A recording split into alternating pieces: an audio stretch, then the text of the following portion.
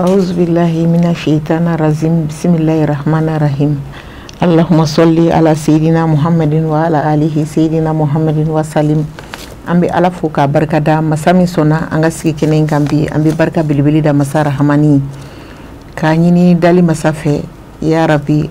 laka annafani bilibili horomai muhammadu rasulullah kisini nema ubana so dungoyi ka awfu anflebagaw bunye siliki nani kanala aw fenfen bini wakati na ka aw sogolindo Cherif La TV la amba fo aw bismillah du ani demba ya kene konnala o okum konnala bi anye weli bla ambal mamso doma mi nana le bina je ka masala we mogo minyi ali madame Jara Kajatu Balu madame Jara Kajatu Balu ali association anga be mayala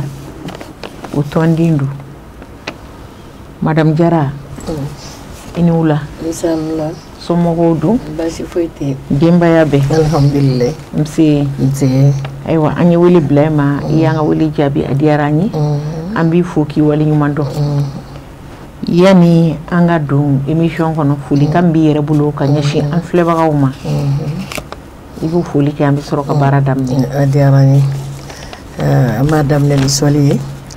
اللهم صل على سيدنا محمد الفاتح لما أغلق والكاتم لما سبق ناصر الحق بالحق والهادي إلى صراطك المستقيم وعلى آله قدره ومقداره العظيم adiarani foli darani ni ka foli lamne me foli bla ka tambal ma ubela jeli munu be ka naje ka foli bla anga bilibili no Cherif Madane Haidara anaka kolebe naka dimba ya bela jeli laka here kanu ya rabbi ama ni foli bla Cherif Kay alhamdulillah me foli ke association re président no Badaray ala ka nani herebe ka be voyage la ala ka segina nyumai ame do kay takali no gara chukomina ala ka segini no gayati na me nyogani ala ka ke here wayo ka bonya be kuma ala ka do kany aywa ambi fu ki wali nyumando ikado ka fuli ni tani ka adini wakati na asidi Usman Cherif Madane Haidara na ka dimbaya anaka no baga bela jerelima aywa anyi welebi amina masala feminka we faranyonga njere jekulu a chera bi fuka fuka chera no association yi anga groupement de femmes aka cha jamana kono bi nga na kono ko bi nyona o ambi masala kasika family di en fleba ma beki ka tumata tuma kono ala salama la kani sababa be amina ya rabbi bitem ni femni ou le rôle des femmes dans la résolution des conflits au sein des groupements féminins aywa anya fo chugum na okelendi do ambi faranyonga la nyini do ri kama nga faranyonga inkono fendo funa bi bwa kono minunte anga la nyini aywa o fendo no amse ka oluye chugodi ku toyi ku kon ku bo anga bara nu kono nala ani association yere funa minga tasira mi amse ku don chugumina émission nu adabo kuni kuna nyogona wi aywa madame Jara ambora sa ka anga temfo nous le rôle des femmes dans la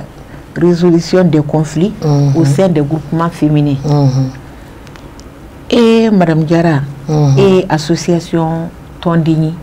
nous anga ben mayala Tondini aywa anga ben mayala ale association mi asigini sisanche abisa julibo alhamdulillah matuika woni ngali jarani association ni manyina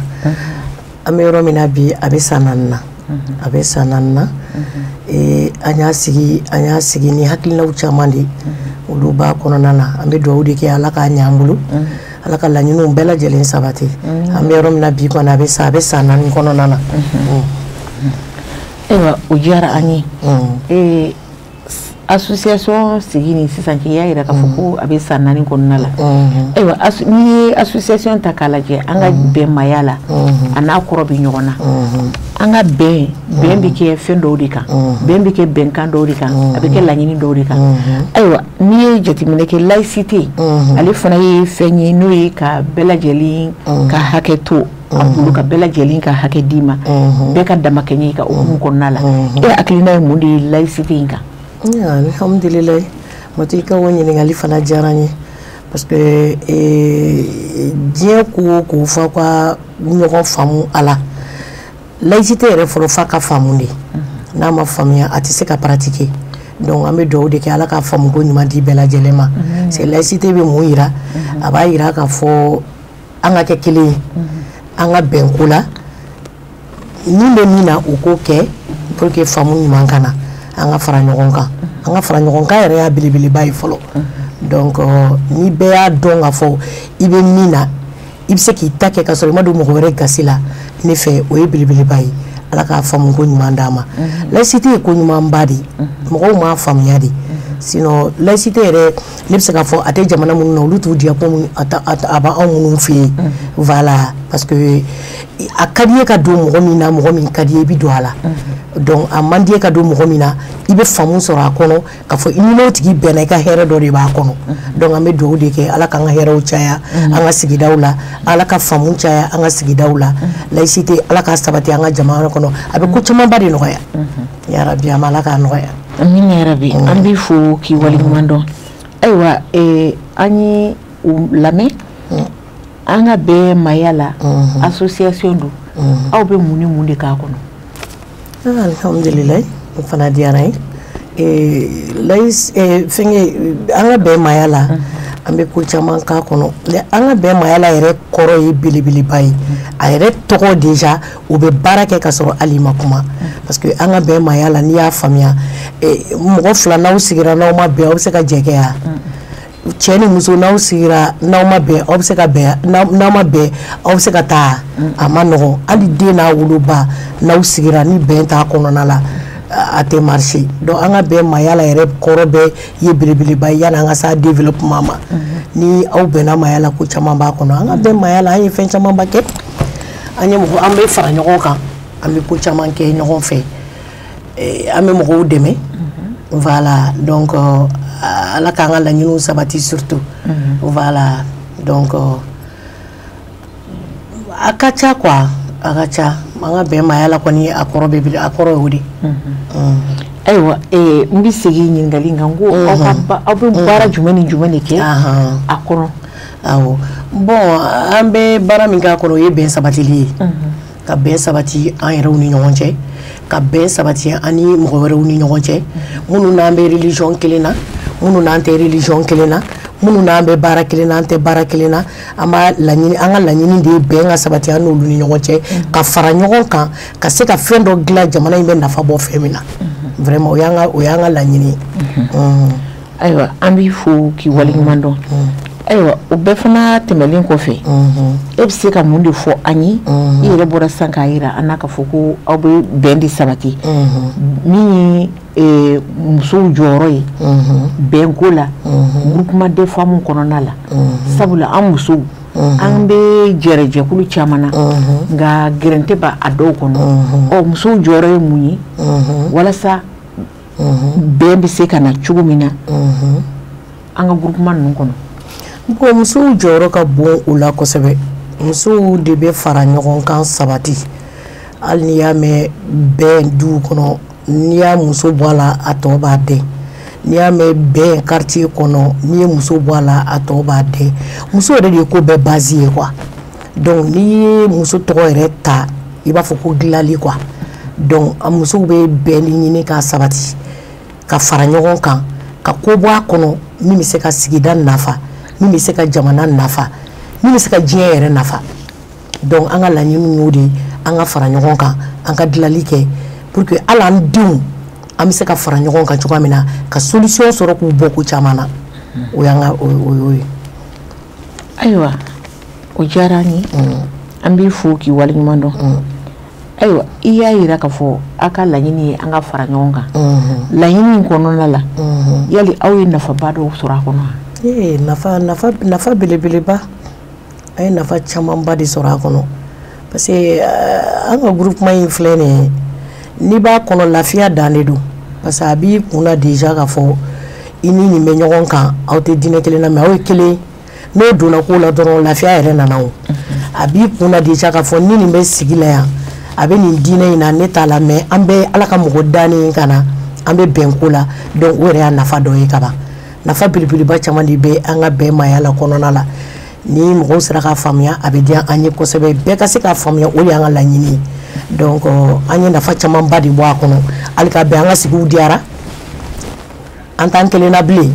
nin ye karisa ye nin ye karisa ye o tɛ yen bilen donc o b'a yira k'a fɔ ko nafa b'a kɔnɔ nafa yɛrɛ de bɛ an ka bɛn maaya la a tɔgɔ yɛrɛ b'o yira ka ban. ayiwa an b'i fo k'i waleɲuman dɔn i y'a fɔ cogo min na adamadenya n'an bɛnna foyi tɛ o bɔ foyi t'a bɔ an bɛ dugawu de kɛ hali bi ala ka bɛn ni kelenya ni faamuyali ko ɲuman ala k'o sabati an ka gɛrɛjɛkulu belebelena kɔnɔ ayiwa o kɔfɛ muso yɛrɛ jɔyɔrɔ ye mun de ye walasa an bɛ nin gɛrɛjɛkulu minnu na a bɛ se ka taa ɲɛ cogo min na ka anw yɛrɛ fana taa ɲɛ bɛn ni kelenya kɔnɔ muso jɔyɔrɔ ye mun de ye. Alhamdulillah muso jɔyɔrɔ ka bon ko caman na koyi muso jɔyɔrɔ ka bon ko caman na n y'o de f'i ɲɛna hali ka kuma daminɛ na segin kɔ tɛ n'i y'a mɛn bɛn muso de don muso de bɛ bɛn sabati muso jɔyɔrɔ ka bon du kɔnɔ cogoya min na a jɔyɔrɔ ka bon quartier kɔnɔ o cogoya la a jɔyɔrɔ ka bon jamana kɔnɔ o cogoya kelen na donc n'i ye muso yɛrɛ bɔ ko caman na dɔrɔn a ma nɔgɔn muso jɔyɔrɔ ka bon bɛn sabatili la anw bɛ bɛn de sabati an bɛ farankan de sabati an b'o de laɲini lana pour que diɲɛ yɛrɛ bɛ se ka lafiya cogoya min na voilà o y'an ka laɲini ye parce que hali kungo kɔnɔfɛnw olu ye bɛn ɲini ka sabati u ni ɲɔgɔn cɛ hali kɔnɔw olu ye bɛn ɲini ka sabati u ni ɲɔgɔn cɛ pour que anw minnu ye adamadenw ye an ka fisa ni olu ye an tɛ bɛn ɲini ka sabati an ka bɛn ɲini an ka bɛn sabati an fasow kɔnɔ an ka jamanaw kɔnɔ diɲɛ yɛrɛ bɛɛ kɔnɔ an ka bɛn sabati ne hakili la o de ɲɔgɔn tɛ bɛn tɛ ko o ko la ne ma ɲayɔrɔ y'o ko la farankan tɛ ko o ko la ne ma ɲayɔrɔ y'o ko la donc n'an farala ɲɔgɔn kan o de ka ɲi kɔnɔkulu jɛlen mɔgɔw ko ten k'o de bɛ bi fɔ voilà ala ka bɛn sabati an ka sigidaw la ala ka sabati an ka duw kɔnɔ ala ka sabati jamana kɔnɔ an ka jamana ala ka lafiya amina yarabi